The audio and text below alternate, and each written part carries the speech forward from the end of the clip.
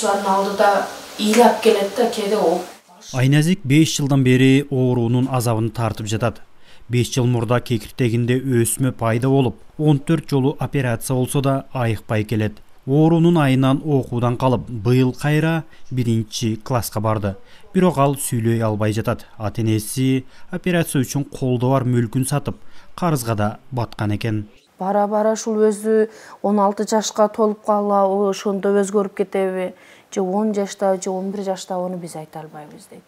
Бара-бара өзү күчкө кирген сайын өзү калат дейт. Калат деп атат, бирок кабай айтат да. 1 жылдын ичинде, быйылдын эле ичинде өзү 4 жолу алдырды. Быйыл эле 4 жолу болду да. Эч мындай неме жок да, өзгөрүш жок болуп атат. Эми алыс жактарга алып барып көргөзөйүн десең, биякта өзүм 4 баланы караганым, пособиядан башка эч балабыз жок. Эгин тигинам жок. Киреше жок. Только ушуларды карап, ушулардын пособиясына айдан айга жеткиребиз. Күйөөм кичине мойкада иштеп келсе, ошого кредит төгөбүз. Айга 28 000 кредит төгөбүз. 1 айда. Ар кимден онун алып, мундан алып, шонтип жүрүп төгөбүз. 3 айдан бери төгө элекмин али кредитти. Туруп туруңуздар эми деп, кече дагы кайрылып сотко ашып кетет десем, майли ашсаям. Башка иланчыбыз жок, апарып төккөн. Экөөбүз тең жатып калдык, кызым болсо оорудат. 20 күнөн бери тамак нормально жебейт. Өсүп атат, дами кысылып атат. Жок. Апамдардан сурасам, апам аттыгайым кредит алып берген. Эми эч кимден сурай албай калдым. 14 жолу операция кылды бердик. Болду деп атат үйдөгүлөр. Иш жактан киреше жок.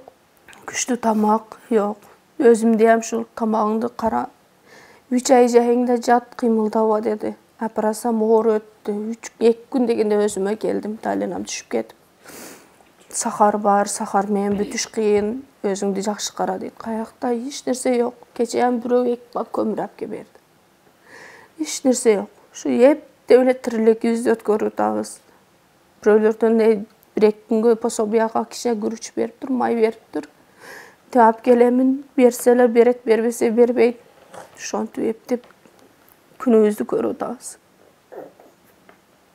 Акаман 1 күн берет экен, 2 күн берет экен. Ахыры күнү айтат экен, качанга силер карайым дейт экен. Айназиктин апасы да ооруп, жакында доктурга жатып чыкты. Атасы согур ичегиден операция болуп төшөктө. 4 балалуу үй бүлө ушул күндөрү кан тээрин билбей, айласы куруп турган кез. Эми кредит көп. Карыздарга неме болуп калганбыз. Мен иштегеним ошо кредиттен атышпайт да. Үйгө киреше киргизе албайм.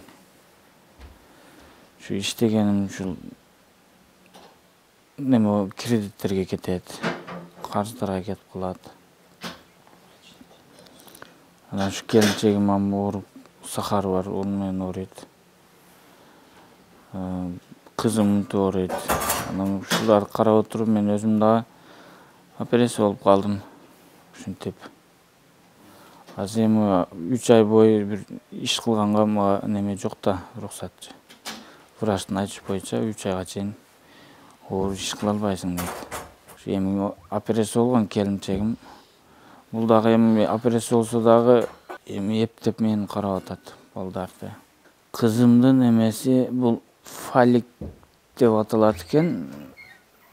Анан бул утур эле өсүп кетет экен да, кызыл өңгөч менен кекиртектин үн чыгар неменин ортосунда дейт. Эми онусуну билбедик биз, бирок мына роза гүлгө окшоп гүлдөп кетет экен, өсүпчү. Гүлдөп кетет экен, көбөйгөн сайын менин кызым кыйнала берет экенчи. Мисалы көп узак алыс басканга дагы кыйналат. Айназик азыр мектепке бара албай жатат. Оорусу күчөп, үйдөн чыга албайт. Секелектин дарты тамагында улам эт өсүп чыгып, алдырып турууга муктаж. Кызды үйдөн окутуу үчүн тиешелүү мекемелерге кайрылганга ата-энесинин чамасы да жете элек. Оору менен түйшүк баскан үй бүлөгө азыр жергиликтүү бийлик, айылдыктар каралашып жатат. Операциясыга айыл өкмөттүн эли, андан кийин өзүнүн жаш эле келечек айылдары 47 000 акча чогултуп бердик. Тамак ашыгынан жардам берип турабыз. Анан өздөрү ошо кыздын операциясын иштетиш үчүн өздөрүнүн 30 соток огородуну 15-тен 2 бөлүп, токтом чыгарып, ошонун операция сатып бергендер. Азыркы күндө жашаган жерлерде үйлөрү жок.